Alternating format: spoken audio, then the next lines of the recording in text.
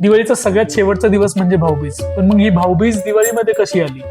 भाऊबीज हा भाऊ आणि बहीण यांच्यातला जिव्हाळा वाढवण्याचा हा दिवस आहे. आणि ज्यांना भाऊ नाहीये किंवा भाऊ ज्यांचा लांब आहे त्या स्त्रिया चंद्राला ओवाळतात. या दिवशी का बरं भावाला ओवाळायचं?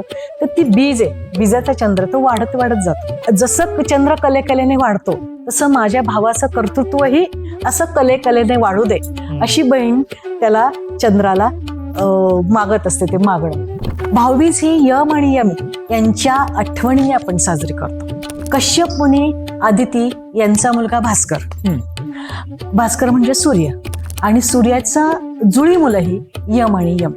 या दोघांमध्ये खूप जिव्हाळा होता. यमीकडे यम ओवाळणीसाठी गेला आणि त्या दिवशी तिने तिला ओवाळणी म्हणून वस्त्रालंकार दिले.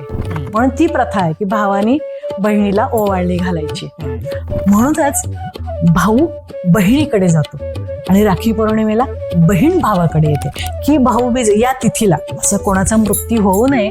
पण असं दंतकथा आहे की भाऊबीजेला जर कोणाचा मृत्यू झाला तर तो नरकात जात नाही, त्याला मोक्ष प्राप्त होतो. कारण काय?